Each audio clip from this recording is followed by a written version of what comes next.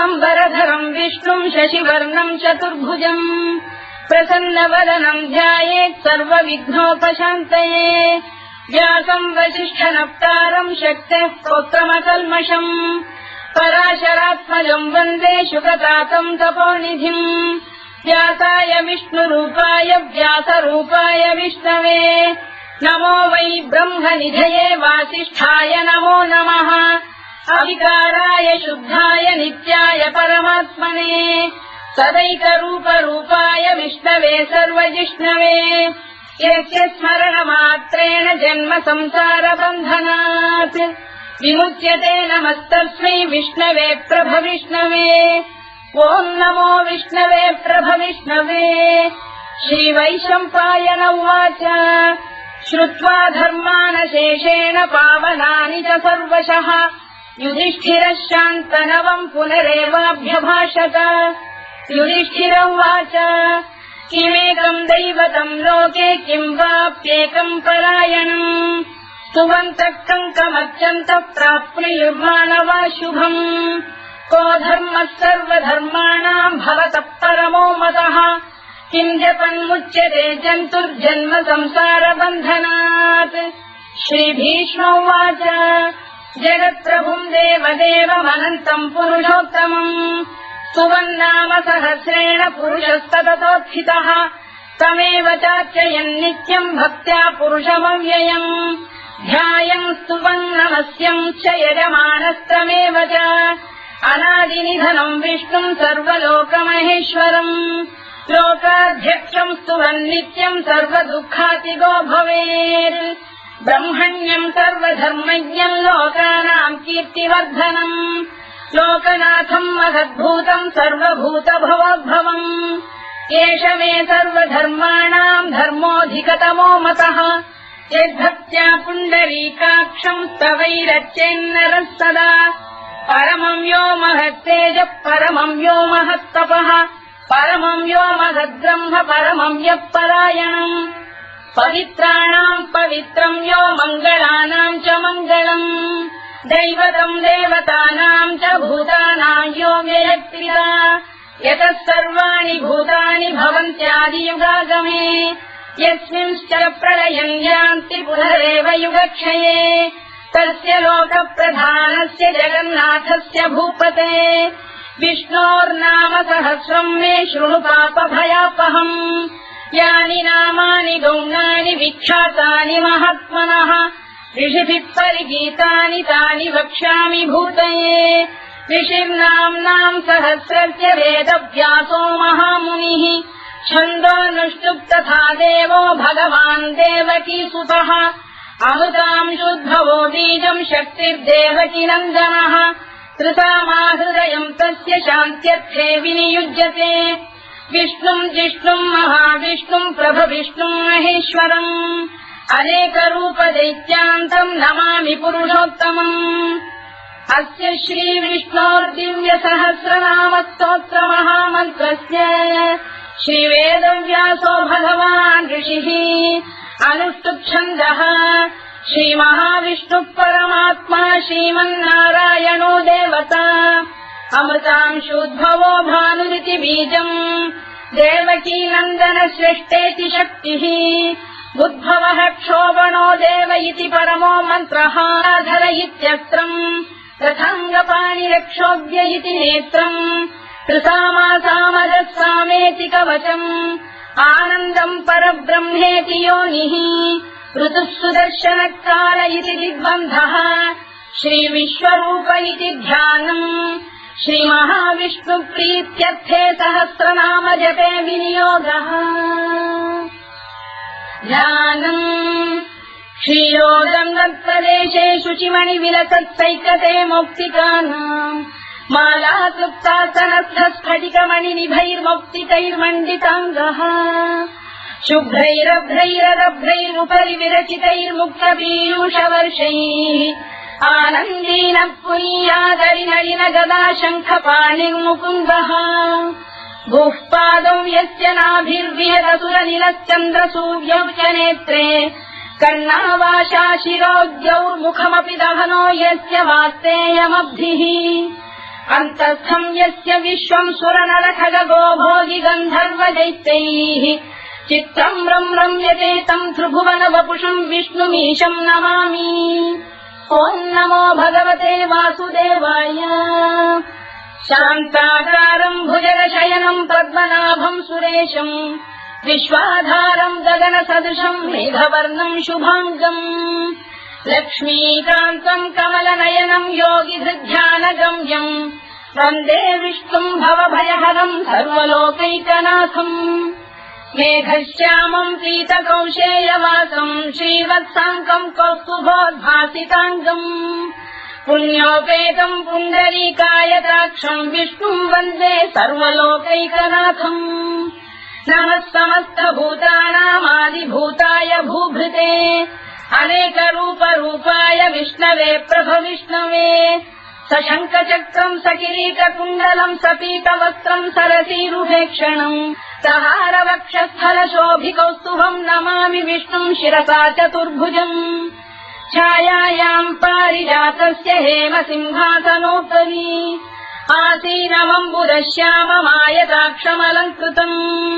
चन्द्राननम् चतुर्बाहुम् श्रीवत्साङ्कितवक्षसम् रुक्मिणी सत्यभामाभ्याम् सहितम् कृष्णमाश्रये।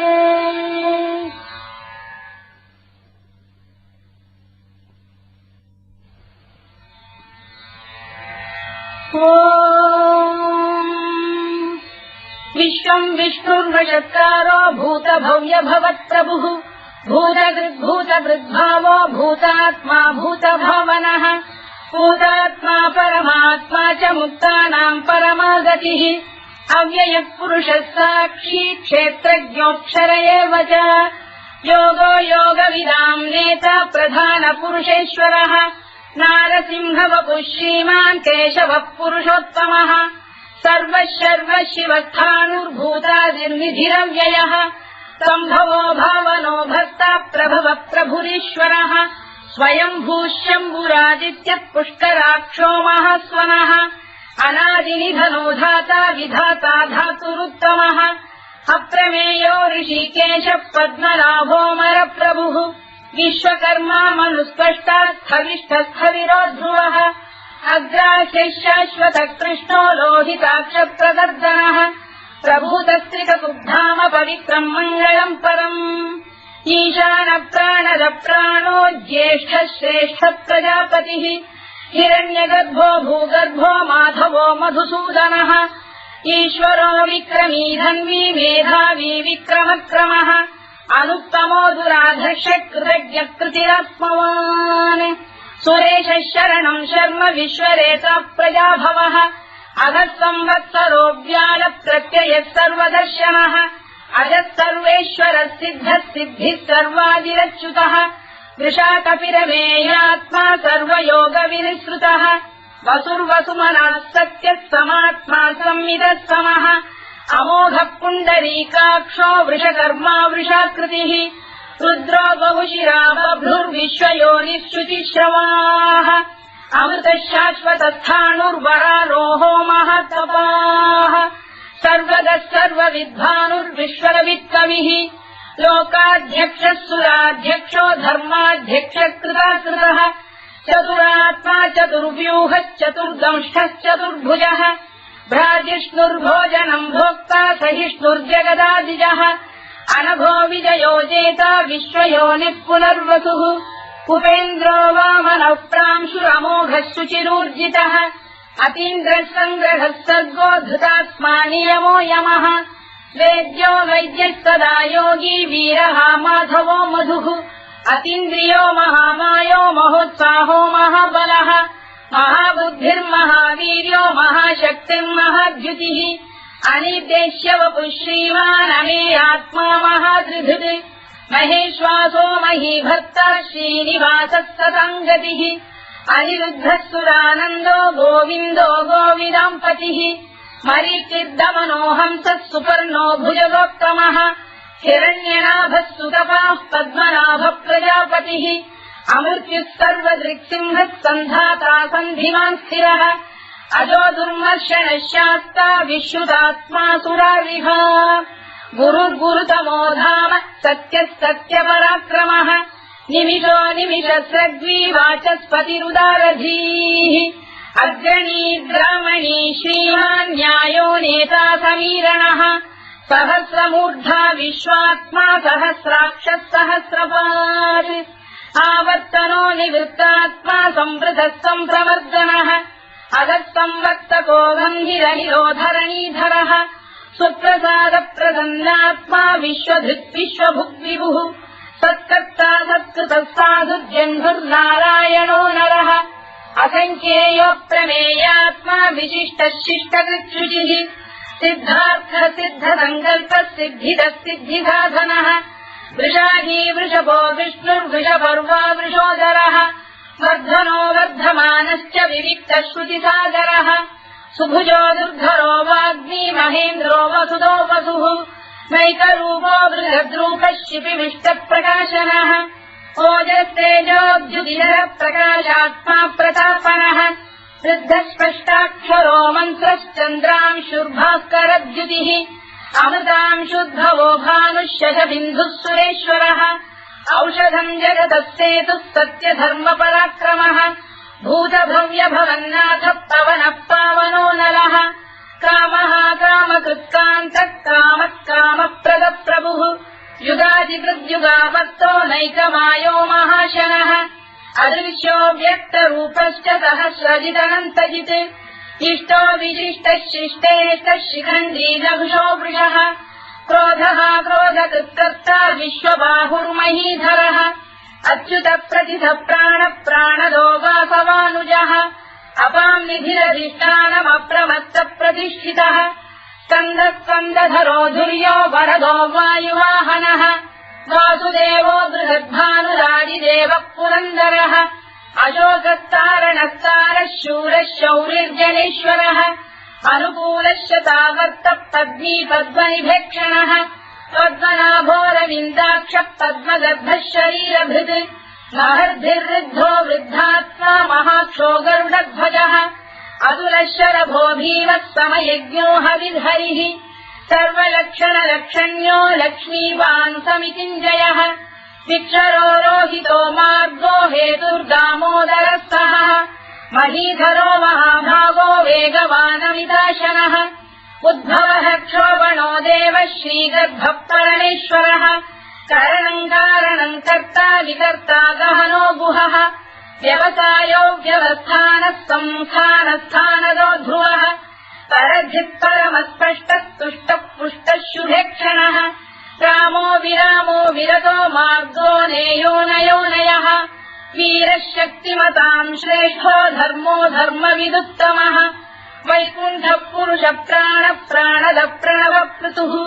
हिरण्यगर्भः शत्रुघ्नो व्याप्तो वायुरधोक्षजः ऋतुः सुदर्शनकालः परमेष्ठी परिग्रहः उग्रः संवत्सरो दक्षो विश्रामो विश्वदक्षिणः विस्तारस्थावरस्थाणुप्रमाणम् बीजमव्ययम् अर्थोऽनर्थो महाकोशो महाभोगो महाधनः हरिर्विण्णस्थविष्ठो भूर्धर्मयूपो महामखः नक्षत्रनेमिर्नक्षत्री क्षमः क्षामः समीहनः यज्ञयुज्यो महेज्यश्च क्रतुः सत्रम् सदाङ्गतिः सर्वदर्शी विमुक्तात्मा सर्वज्ञोद्यानमुत्तमम् सुव्रतः सुमुखः सूक्ष्मः सुघोषः सुखरः सुहृत् मनोहरोजितक्रोधो वीरबाहुर्विदारणः स्वापनः स्ववशो व्यापी नैतात्मा नैककर्मकृत् वत्सरो वत्सलो वत्सी रत्नगर्भोधनेश्वरः धर्मकुद्धर्मकृद्धर्मी सदसक्षरमक्षरम् अविज्ञाता सहस्रांशुर्विधाता कृतलक्षणः गभस्तिरेविस्तत्तः सिंहो भूतमहेश्वरः आदिदेवो महादेवो देवेशो देवभृद्गुरुः उत्तरो गोपतिर्गोप्ता ज्ञानः सोमपो मृतपः सोमः पुरुजिः पुरुषत्तमः विनयो जयः सत्यसन्धो दाशार्हः सात्वताम् पतिः जीवो विनयिता साक्षी मुकुन्दोमितविक्रमः अम्भोनिधिरनन्तात्मा महोदधिशयोऽन्तकः अजो महार्घः स्वाभाव्यो जिता मित्रप्रमोदनः आनन्दो नन्दनो नन्दः सत्यधर्मात्रिविक्रमः महर्षि कपिलाचार्य कृतज्ञो मेदिनीपतिः त्रिदशाध्यक्षो महाशृङ्गकृतान्तकृते महावराहो गोविन्दः सुषेणः कनकाङ्गनी गुह्यो गभीरो गहनो गुप्तश्चक्रगदाधरः मेधास्वाङ्गोजितः कृष्णो दृढः सङ्कर्षणोच्युतः वरुणो वारुणो वृक्षः पुष्कराक्षो महामनाः भगवान् बलहानन्दी वनमाली हलायुधः आदित्यो ज्योतिरादित्यः सहिष्णुर्गतिसत्तमः सुधन्वाखण्ड परशुद्धारुणोद्रविणप्रदः दिवस्कृत् सर्वदृत्यासो वाचस्पतिरयो निजः कृतामासामगस्साम निर्वाणम् भेषजम् भिषज सन्न्यासवृक्षमशान्तो निष्ठा शान्तिपरायणम् शुभाङ्गः शान्तिदर्शष्टा कुमुदः कुवलेशयः गोहितो गोपदैर्गोप्ता वृषभाक्षो वृषप्रियः अनिवर्ती निवृत्तात्मा संक्षेप्ताक्षेमकृत् शिवः श्रीवत्सवक्षः श्रीवासः श्रीपतिः श्रीमताम्बरः श्रीधः श्रीधः श्रीनिवासः श्रीनिधिः श्रीविभावनः श्रीधर श्रीकर श्रेयः श्रीमान् लोकत्रयाश्रयः स्वक्षस्वङ्गः शतानन्दो नन्दिर्ज्योतिर्गणेश्वरः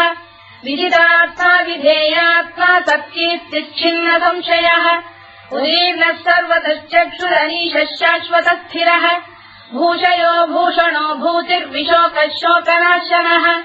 अर्चिष्मानर्चितः कुम्भो विशुद्धात्मा विशोधनः अनिरुद्धो प्रतिरथ प्रद्युम्नोमितविक्रमः कालनेमिनिहा वीरः शौरिः शूरजनेश्वरः त्रिलोकात्मा त्रिलोकेशः केशवः केशिहा हरिः कामदेवः कामपालः कामी कान्तकृतागमः अनिर्देश्यवपुर्विष्णुर्वीरोऽनन्तो धनञ्जयः ब्रह्मण्यो ब्रह्मकृद्ब्रह्मा ब्रह्म ब्रह्मविवर्धनः ब्रह्मविद्ब्राह्मणो ब्रह्मी ब्रह्मज्ञो ब्राह्मणप्रियः महाक्रमो महाकर्मा महातेजा महोरगः महाक्रतुर्महायज्वा महायज्ञो महाहविः स्तव्यस्तव प्रियस्तोत्रम् स्तुतिस्तोतारणप्रियः पूर्णः पूरयिता पुण्यः पुण्यकीर्तिरनामयः मनोजवस्तीर्थकरो वसुरेता वसुप्रदः वसुप्रदो वासुदेवो वसुर्वसुमनाहविः सद्गतिः सत्कृतिः सत्ता सद्भूतिः सत्परायणः शूरसेनो यदुश्रेष्ठः सन्निवासः सुयामुनः भूतावासो वासुदेवः सर्वासु निलयो नलः दत्तः दत्पदो दृप्तो दुर्धरोऽथापराजितः विश्वमूर्तिर्महामूर्तिर्दीप्तमूर्तिरमूर्तिमान् अनेकमूर्तिरव्यक्तः शतमूर्तिः शताननः एकोनैकः सवक्तकिम् यत्तत्पदमनुत्तमम् लोकबन्धुर्लोकनाथो माधवो भक्तवत्सलः सुवर्णवर्णो हेमाङ्गो वराङ्गश्चन्दनाङ्गदी वीरः विषमः शून्यो घृताशीरजश्चरः अमानी मानदो मान्यो लोकस्वामी त्रिलोकधृत् सुमेधा मेधजो धन्यः सत्यमेधाधराधरः तेजो वृषोद्युतिधरः सर्वशस्त्रभृताम्बरः प्रग्रहो निग्रहो व्यग्रो नैकशृङ्गो गदाग्रजः चतुर्मूर्तिश्चतुर्बाहुश्चतुर्व्यूहश्चतुर्गतिः चतुरात्मा चतुर्भावश्चतुर्वेदविदेकपात् समावर्तो निवृत्तात्मा दुर्जयो दुरतिक्रमः दुर्लभो दुर्गमो दुर्गो दुरावासो दुरारिः शुभाङ्गो लोकतारङ्गः सुतन्तु वर्धनः इन्द्रकर्मा महाकर्मा कृतकर्मा कृतागमः उद्भवः सुन्दरः सुन्दो रक्तनाभः सुलोचनः अल्पो वाजसनः शृङ्गी जयन्तः सर्वविद्ययी सुवर्णबिन्दुरक्षोभ्यः सर्ववागीश्वरेश्वरः महाह्रदो महागर्तो महाभूतो महानिधिः कुमुदकुन्दरकुन्दः पर्जन्यः पावनो निरः अमृताशोऽमृतवपुः सर्वज्ञः सर्वतोमुखः सुलभः सुव्रतः सिद्धः शत्रुजिच्छत्रुतापनः न्यग्रोधोदुम्बरोश्चक्षाणूरान्ध्रैषूदनः सहस्रार्चिः सप्तजिह्वः सप्तैधा सप्तवाहनः अमूर्तिरनघोचिन्त्यो भयगृद्भयनाशनः अणुबृहत्कृशस्थूलो गुणभृन्निर्गुणो महान् अधृतस्वधृतस्वास्य प्राग्वंशो वंशवर्धनः भारभृत्कथितो योगी योगीशः सर्वकामदः आश्रमश्रवणः क्षामः सुपर्णो वायुवाहनः धनुर्धरो धनुर्वेदो दण्डो दमयिता दमः अपराजितः सर्वसहो नियन्ता नियमो यमः सत्त्ववान् सात्विकः सत्यः सत्यधर्मपरायणः अभिप्रायप्रियार्होः प्रियकृत्प्रीतिवर्धनः विधायतगतिर्ज्योतिः सुरुचित्कुतभुक्तिभुः रविर्विरोचनः सूर्यः कवितारनिलोचनः अनन्तो हुतबुद्भोक्ता सुखदो नैकजोऽग्रजः अनिर्विण्णः सदामर्षी लोकाधिष्ठानमद्भुतः सनातनतमः कपिलः कपिरव्ययः स्वस्तिदः स्वस्तिकृत् स्वस्ति स्वस्तिभुक् स्वस्ति दक्षिणः अरौद्रः कुण्डली चक्री विक्रम्यूर्जितशासनः शब्दातिकः शब्दसः शिशिरः शर्वरीकरः अक्रूरप्रेशलो दक्षो दक्षिणः क्षमिणाम्बरः विद्वत्तमो वीतभयः पुण्यश्रवणकीर्तनः उत्तारणो दुष्कृतिः पुण्यो दुःस्वप्ननाशनः वीरः रक्षणः सन्तो जीवनः पर्यवस्थितः अनन्तरूपोऽनन्तश्रीर्जितमन्युर्भयापहः चतुरश्रो गभीरात्मा विदिशो व्यादिशो दिशः अनाधिर्भूर्भुवो लक्ष्मी सुवीरो रुचिराङ्गदः जननो जनजन्मादिर्भीमो भीमपराक्रमः आधारनिलयो धाता पुष्पहास प्रजागरः ऊर्ध्वरः सत्त्वथाचार प्राणः प्रणवप्रणः प्रमाणम् प्राणनिलय प्राणभृत्प्राणजीवनः तत्त्वम् तत्त्वविदेकात्मा जन्ममृत्युजरातिगः भूर्भुवः स्वस्तरुस्तारः सविता प्रपितामहः यज्ञो यज्ञपतिर्यज्वा यज्ञाङ्गो यज्ञवाहनः यज्ञभृद्यज्ञकृद्यज्ञी यज्ञभुक्यज्ञसाधनः यज्ञान्तकृद्यज्ञगुह्यमन्नमन्नाद एव च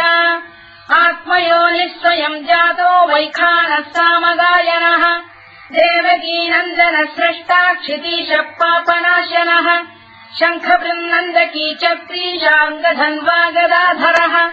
तथाङ्गपाणिरक्षोभ्यः सर्वप्रहरणायुधः सर्वप्रहरणायुध ओम् नम इति परमाली गरीशाङ्गी शङ्खी चक्री च नन्दकी श्रीमान्नारायणो विष्णुर्वासुदेवोऽभिरक्षतु वनमाली गरीशाङ्गी शङ्खी चक्री च नन्दकी श्रीमान्नारायणो विष्णुर्वासुदेवोऽभिरक्षतु वनमाली गरीशाङ्गी शङ्खी चक्री च नन्दकी श्रीमान्नारायणो विष्णुर्वासुदेवोऽभिरक्षतु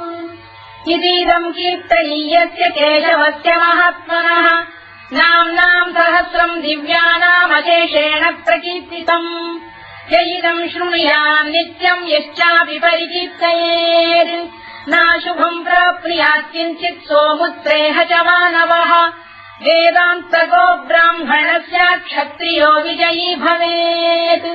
वैश्यो धनसमृद्धः स्यात् क्षुद्रः सुखमवाप्नुयात्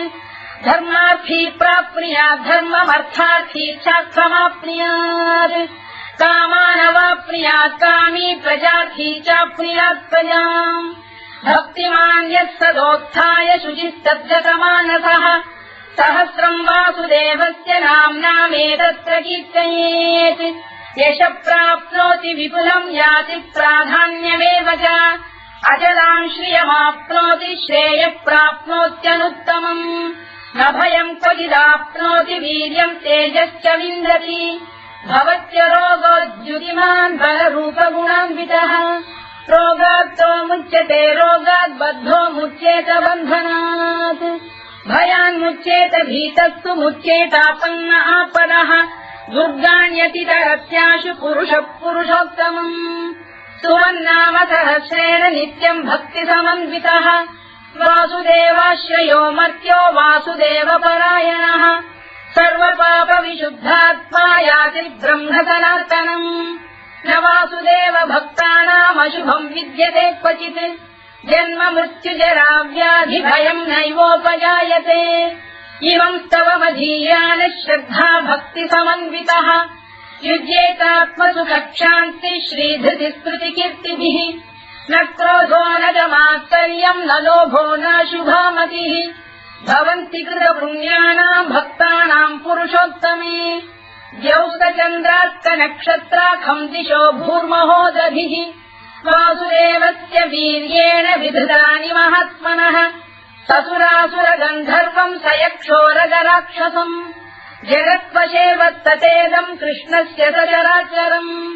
इन्द्रियाणि मनो बुद्धिः सत्त्वम् तेजो बलम् धृतिः वासुदेवात्मकान्याहुः क्षेत्रम् क्षेत्रज्ञ एव च सर्वागमानामाचार प्रथमम् परिकल्पते आचार प्रभवो धर्मो धर्मस्य प्रभुरच्युतः ऋषयपितरो देवा महाभूतानि धातवः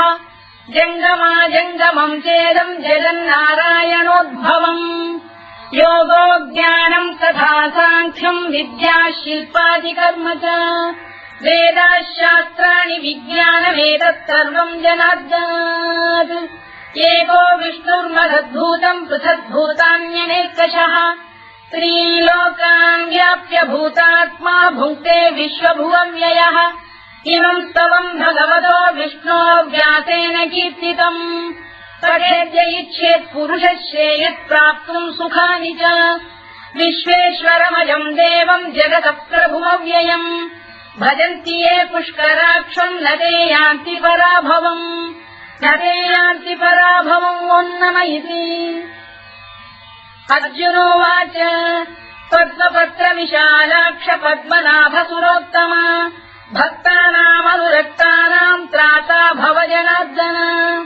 श्रीभगवानुवाच यो माम् नाम सहस्रेण स्तोतुमिच्छति पाण्डव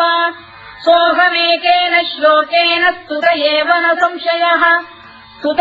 न संशयोऽन्नम इति व्यासोवाच वासनाद्वासुदेवस्य वासितम् भुवनत्रयम्